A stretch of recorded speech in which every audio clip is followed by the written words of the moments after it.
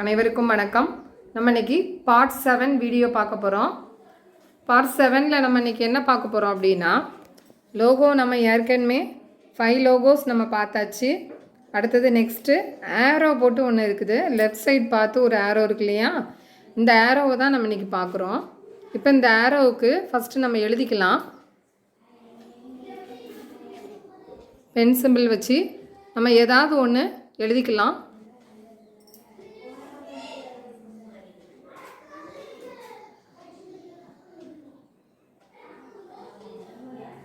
இப்போ எழுதுனதுக்கப்புறம் நம்ம இப்போது எரேஸ் பண்ணணுன்னா நம்ம அந்த எரேசரை தான் எடுத்து அழிப்போம். ஆனால் அது செய்ய வேண்டாம். இப்போது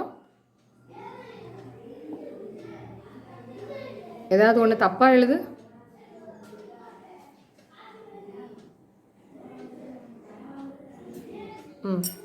இப்போது நம்ம டைகர்ஸ்க்கு எஸ் போட்டுட்டான் தெரியாமல், ஆருக்கு பதிலாக எஸ் போட்டாச்சு. இப்போ அதை நம்ம மாற்றணும் அப்படின்னு சொன்னால் அந்த ஆரோவை நம்ம இப்போ டச் பண்ணிக்கலாம்.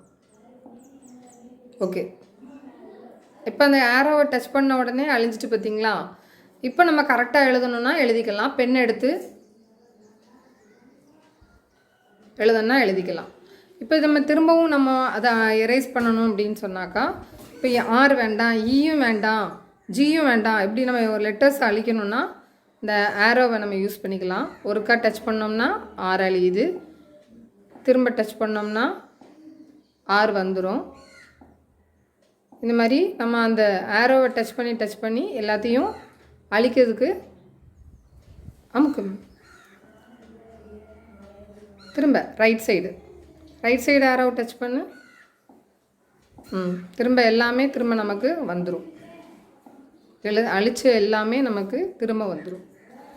இந்த இதுக்கு தான் நமக்கு இந்த ஆரோ லெஃப்ட் சைடும் ரைட் சைடில் உள்ள ஆரோவும் நமக்கு அதுக்கு தான் நமக்கு யூஸ் ஆகுது. அடுத்தது நெக்ஸ்ட் லோகோ பார்க்கலாம். நெக்ஸ்ட் லோகோ லாஸ்ட்டில் பாருங்கள், இங்கே ஒரு ஃபிங்கர் படம் போட்டு விரலை தூக்கி வச்ச மாதிரி இருக்குது. அதே மாதிரி நீ பண்ணிக்காமி சரண், கை வச்சு பண்ணிக்காமி. இந்த மாதிரி நம்ம விரிக்கிறதுக்காக, ஜூம் பண்ணுறதுக்காக நம்ம எடுக்கிறதுக்கு தான். மேக்ஸிமம் நம்ம இந்த ஃபிங்கரை நம்ம டச் பண்ணிக்கலாம். இன்னொருக்கா அந்த ஃபிங்கரை டச் பண்ணிக்காமி.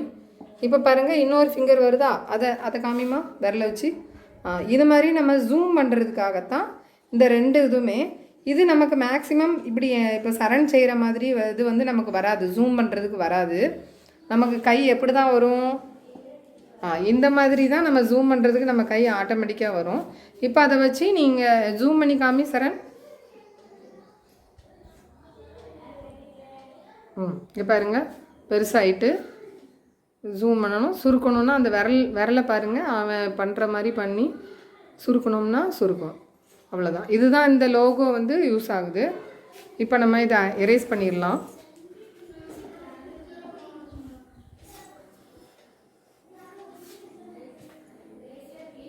இப்போ எரேஸ் பண்ணியாச்சு. அடுத்தது நம்ம இப்போ இதில் உள்ள எல்லா லோகோஸும் நம்ம பார்த்தாச்சு ஒயிட் போர்டில். இப்போ பாருங்கள், லெஃப்ட் சைடில் இருக்குது பாருங்கள், இந்த இதை எதுக்குன்னு நம்ம சொல்லி பார்க்கலாம். இப்போ 3 கோடு போட்டிருக்கு இல்லையா, அதை டச் பண்ணிக்கிடுவோம். இப்போ டச் பண்ணிவிட்டு இப்போ நம்ம என்ன கொடுத்துருக்காங்க பாருங்கள், நியூ, ஓப்பன், சேவஸ், இப்படி வரிசையாக நமக்கு நிறைய கொடுத்துருக்குறாங்க. இப்போ நம்ம என்ன எழுதுகிறோமோ, இப்போ இதில் எழுது 2 இது எழுது. இப்போ நீ எழுதுனே இல்லை, டைகர் பேர் அப்படின்னு எழுது, ஸ்பீடாக எழுது. டைகர் பேர். இப்போ நம்ம எழுதுனதை சேவ் பண்ணி வச்சுக்கலாம். அதுக்கு தான் அந்த இது. இப்போ நம்ம இந்த 3 லைனை டச் பண்ணிக்கலாம். டச் பண்ணோம்னா நமக்கு சேவ்னு கொடுத்துருக்கா, சேவஸ் கொடுக்கணும். அதை டச் பண்ணிவிட்டு இப்போ பாருங்கள், மேலே சேவ்னு கொடுத்துருக்காங்களா, அதை டச் பண்ணணும். இப்போ டச் பண்ணோன்னே இங்கே பாருங்கள் லோட் ஆகுதா, சேவ் ஆகிட்டு. இப்போ இதுக்கு கீழே பார்த்தீங்கன்னா வியூ அப்படின்னு ஒன்று வரும். அதை டச் பண்ணோம்னா நம்ம வியூ பண்ணி பார்த்துக்கலாம். இப்போ திரும்ப அந்த 3 டாட்டை டச் பண்ணு, சேவஸ் கொடு, சேவ் கொடு.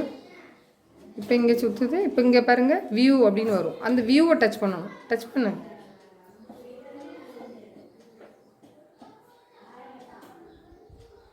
வியூ இது டச் பண்ணோன்னே நம்ம இங்கே சேவ் பண்ணி வச்சது வந்துடும். அந்த 59 போட்டிருக்கலாம் மேலே, அதான் நம்ம சேவ் பண்ணி வச்சுருப்போம். அதை ஓப்பன் பண்ணு. தொட்ட உடனே இப்போ நம்ம எழுதுனது இதில் ஷோ ஆயிடும். நம்ம ஏதாவது எழுதினதை சேவ் பண்ணி வச்சுட்டு மறுநாள் திரும்பவும் இந்த பிள்ளைங்களுக்கு வந்து நம்ம சொல்லி கொடுக்கணும் அப்படின்னா நம்ம இந்த சேவர்ஸில் கொடுத்துட்டோம்னா அது அப்படியே சேவ் ஆகி இருக்கும். திரும்ப நம்ம அதை போய் எடுத்துக்கலாம். இது எப்படி எடுத்துக்கணும்னு இப்போ நம்ம பார்த்துக்கிட்டோம் இல்லையா? சரி, அடுத்தது நெக்ஸ்ட்டு பார்க்கலாம். இப்போ பாருங்கள், இந்த ஆரோ மார்க்கு கீழே இந்த ஆரோ மார்க்கில் 1 3 அப்படின்னு கொடுத்துருக்காங்க இல்லையா? இதில் வந்து ஆரோ மார்க்கை டச் பண்ணு. செகண்ட் பேஜ், அடுத்த பேஜுக்கு வரணும் அப்படின்னா புது பேஜ் இப்போ ஓப்பன் ஆயிரும். இப்படி நம்ம எத்தனை பேஜ் வேணுமோ அதை வச்சுக்கலாம். இப்போ நம்ம ஃபஸ்ட்டு பேஜ் நம்ம எது எழுதணுமோ அதை வைக்கணும்னா இந்த ஆரோ மார்க்கை தொட்டோம்னா திரும்பவும் நம்ம எழுதின பேஜே நமக்கு வந்துடும். இப்போ நீ திரும்ப தொட்டு காமிமா ஒரு நிமிஷம். இது அடுத்த பேஜ் வைக்கணும். திரும்ப நம்ம பேஜே வேணும்னாலும் இந்த பேஜை நம்ம இது வந்து இன்றைக்கி நம்ம எடுத்தால் மட்டும்தான் இது வரும். ஆனால் நம்ம சேவ் பண்ணி வச்சுருந்தோம்னா நம்ம எப்போனாலும் அதை யூஸ் பண்ணி எடுத்துக்கலாம். நெக்ஸ்ட்டு ப்ளஸ் சிம்பிள் பார்க்கலாம். இப்போது ப்ளஸ் சிம்பிள் அடுத்த புது பேஜ் வந்துடும். இங்கே பாருங்கள், அடுத்த 4 வந்துட்டு பேஜ் நம்ம பேஜ் 4th பேஜ். இப்படி நம்ம எழுதுறதுக்காக தான் இது வேண்டாம் அடுத்த பேஜில் எழுதணும் அப்படின்னா ப்ளஸ் சிம்பிளை திரும்பவும் டச் பண்ணணும். ப்ளஸ் சிம்பிள் அதை டச் பண்ணு.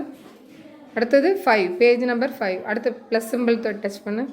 இப்படியே நம்ம எத்தனை பேஜ்னாலும் நம்ம மாற்றி மாற்றி எழுதிக்கலாம். புது பேஜை எடுத்து எழுதிட்டு திரும்ப நம்ம வந்து அந்த 3 கோடு போட்டிருக்கு இல்லையா இங்கே ஃபஸ்ட்டு அதில் போய் நம்ம சேவ் பண்ணி வச்சுக்கிட்டோம்னா நமக்கு எத்தனை பேஜ்னாலும் அது சேவ் ஆகிருக்கும். நீங்கள் திரும்பவும் அதை எடுக்கணுன்னா நான் சொன்ன மாதிரி எடுத்துக்கலாம். திரும்ப அடுத்தது நெக்ஸ்ட்டு பாருங்கள், ஒரு ஸ்கொயர் ஷேப்பில் உள்ள 2 ரெக்டாங்கிள் ஷேப்பில் கொடுத்துருக்காங்க. இதை நம்ம டச் பண்ணலாம். இது எதுக்குன்னு நம்ம பார்ப்போம். இப்போ பாருங்கள், இதில் 2 கட்டம் கொடுத்துருக்காங்க, அடுத்தது 3 கட்டம் கொடுத்துருக்காங்க, அடுத்தது 4 கட்டம் கொடுத்துருக்காங்க.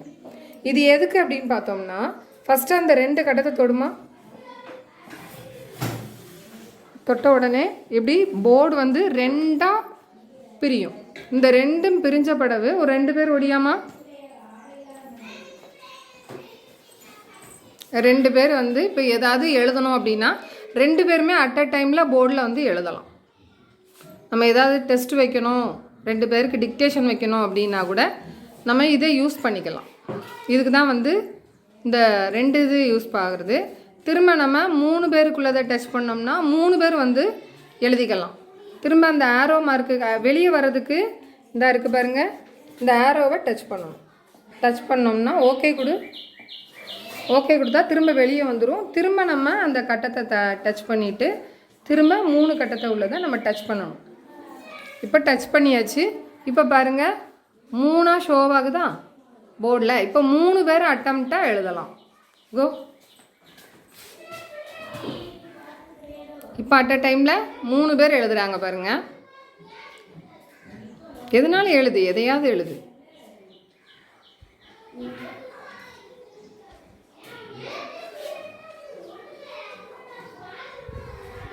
R tiger.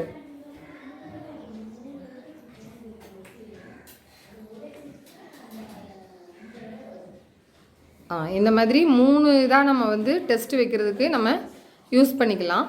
அடுத்தது நெக்ஸ்ட்டு இதுலேருந்து நம்ம வெளியே போகிறதுக்கு அந்த ஆரோ மார்க்கை டச் பண்ணிவிட்டு ஓகே கொடுக்கணும்.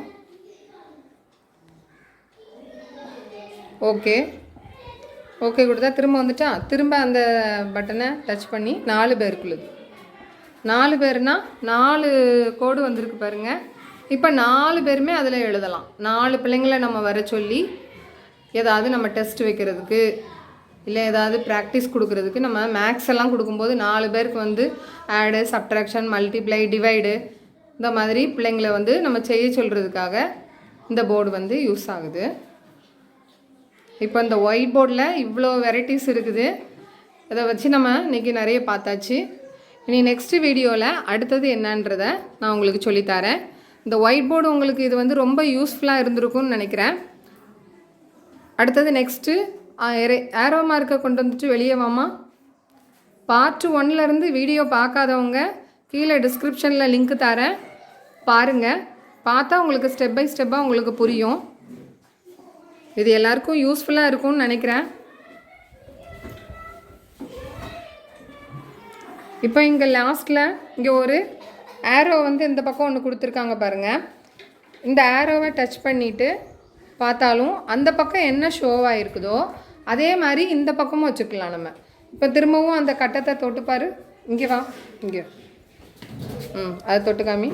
இப்போ நம்ம எத்தனை டிவைடாக பிரிச்சுருக்கிறோமோ அந்த மாதிரி நம்ம இந்த பக்கமும் பண்ணிக்கலாம். இப்போ இந்த பக்கம் நம்ம தொட்ட உடனே லெஃப்ட் சைடு பார்த்திங்கன்னா அந்த ஆரோ வந்துடும். திரும்ப இதை தொட்டோம்னா திரும்பவும் அந்த சிம்பிள் நமக்கு வந்துடும். ஓகேங்களா? சரி, இப்போ உங்களுக்கு ஒயிட் போர்ட் பற்றி உங்களுக்கு என்னால் முடிஞ்ச அளவுக்கு உங்களுக்கு நான் எக்ஸ்பிளைன் பண்ணியிருப்பேன்னு நினைக்கிறேன். ஏதாவது விட்டுருந்தா நம்ம அப்புறம் பார்க்கலாம். Thank you so much.